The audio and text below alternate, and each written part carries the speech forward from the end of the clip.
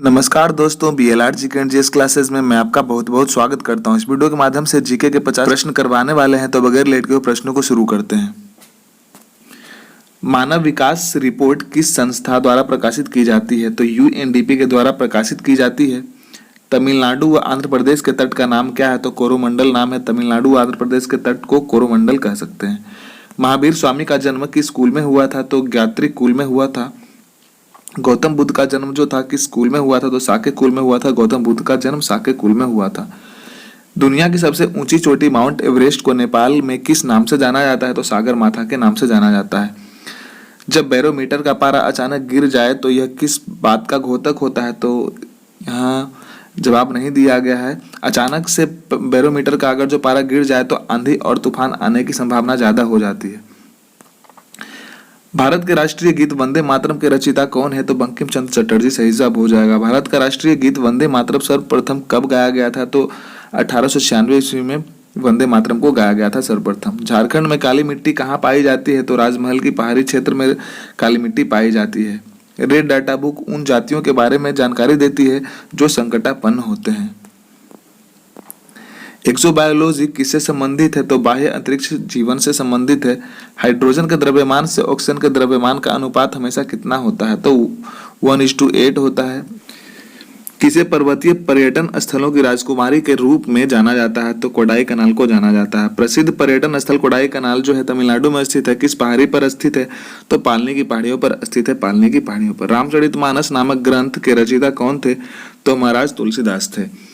गोस्वामी तुलसीदास किसके समकालीन थे? तो अकबर के समकालीन थे गोस्वामी तुलसीदास। AIX किस कंपनी का ऑपरेटिंग सिस्टम है? तो IBM का ऑपरेटिंग सिस्टम है। वालियर बांध केरल के कौन से जिले में है? तो पालक्काड जिले में स्थित है वालियर बांध। मुख्यतः मैंग्रोव वाले ज्वारीय वन कहाँ पाए जाते हैं? तो सुंदरबन डेल्टा में पाए जाते हैं। डॉपलर प्रभाव किससे संबंधित है? तो ध्वनि से संबंधित है। डॉपलर प्रभाव ध्वनि से संबंधित है। पास आती हुई रेलगाड़ी की सीटी की आवृत्ति या तीक्ष्णता बढ़ती आती है, ऐसा किस घटना के कारण होता है? तो डॉपलर प्रभाव के कारण ऐसा होता है। वह पहला भारतीय सिपाही कौन था जिसने चर्बी वाले कारतूस का प्रयोग करने से इनकार कर दिया था? तो मंगल पांडे बिल्कुल ही सही जवाब हो जाएगा। यहीं से जो था 1857 की क्रांति की शुरुआत हुई थी। 1857 के विद्रोह के समय भारत का गवर्नर जनरल कौन था? तो लॉर्ड कैनिंग था। बेगम हजरत महल ने 1857 के विद्रोह का नेतृत्व किस शहर से किया था? तो लखनऊ से किया था। भारत में यारलुंग जंगबो नदी जो है को किस नाम से जाना जाता है? तो ब्रह्मपुत्र नदी के नाम से जाना जाता है। ओट्टम थुलल पारंपरिक नृत्य कला किस राज्य में प्रसिद्ध है? तो केरल में प्रसिद्ध है। सती प्रथा का पहला उल्लेख कहाँ से मिलता है? तो सती प्रथा का जो पहला उल्लेख जो है भानुगुप्त के एरन अभिलेख से मिलता है। आधुनिक आवर्त सारणी में कौन सा समूह जो है तत्वों के बाहरी कोश पूर्ण होता है? तो 18वें समूह का जो तत्वों का जो बाहरी कोश होता है पूर्ण होता है। स्वामी दयानंद सरस्वती किस मिशन के संस्थापक थे? तो आर्य समाज मिशन के संस्थापक थे, जो कि उसकी स्थापना 1875 ईस्वी में की गई थी। भारत की सर्वाधिक वर्षा मुख्यतः किससे प्राप्त होती है? तो दक्षिण पश्चिमी मानसून से प्राप्त होती है। शेख निजामुद्दीन औलिया की दरगाह कहाँ स्थित है? तो दिल्ली में स्थित है। एक वयस्क मनुष्य के शरीर में स्थित अस्थियों या फिर हड्डियों की संख्या कितनी होती है? तो 206 होती है। 206। नवजात शिशुओं में जो होती है हड्डियों की कुल संख्या कितनी होती है? लगभग तो 300 होती है। भारत के राष्ट्रीय ध्वज की लंबाई और चौड़ाई का अनुपात कितना होता है? तो 3:2 होता है। भारत के राष्ट्रीय ध्वज के मध्य में बने जो धर्म चक्र का रंग होता है कैसा होता है? तो गहरा नीला होता है। भारत के राष्ट्रीय ध्वज के चक्र में कितने तिलियां होती हैं? तो 24 तिलियां होती है।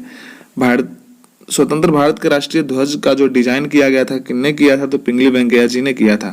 भारतीय संविधान सभा ने भारतीय राष्ट्रीय ध्वज की रूपरेखा को कब अंगीकार किया था? तो 22 जुलाई 1947 को अंगीकार किया गया था। सूर्य ग्रहण कब होता है? तो जब सूर्य और पृथ्वी के बीच में चंद्रमा आ जाता है तो सोलर इक्लिप्स हो जाता है। पूर्ण सूर्य जो होता है ग्रहण का हमेशा होता है तो अमावस्या के दिन में ही होता है, न्यू मून के दिन हम कह सकते हैं। चंद्र ग्रहण कब होता है? तो चंद्र ग्रहण जो होता है जब सूर्य और चंद्रमा के बीच में पृथ्वी आ जाती है तो चंद्र ग्रहण होता है। चंद्र ग्रहण जो होता है हमेशा कब होता है? तो फुल मून, जिसे हम पूर्णिमा की रात्रि भी कह सकते हैं। सीजर कप जो है किस खेल से संबंधित है? तो सीजर कप जो है फुटबॉल से संबंधित है। 90 ईस्ट रीज कहाँ पर स्थित है? तो हिंद महासागर में स्थित है, 90 ईस्ट रीज। भारतीय संविधान की प्रस्तावना किन शब्दों से शुरू होती है? तो हम और हम भारत के लोग से शुरू होती है। मानव शरीर की सबसे छोटी हड्डी कौन सी है? तो स्टेपी है, जो कि कान में स्थित है, स्टेपिस। मानव शरीर की सबसे बड़ी हड्डी कौन सी है? तो फीमर हड्डी है, जो कि जांघ में होती है। भारतीय संसद में नए राज्य की स्वीकृति कौन देता है? तो संसद देता है। दोस्त, प्रश्न अच्छे लगे हो तो सब्सक्राइब भी अवश्य ही करना। तो आज के लिए सिर्फ इतना ही क्वेश्चन था, फिर मिलेंगे अगले वीडियो में। धन्यवाद, जय हिंद।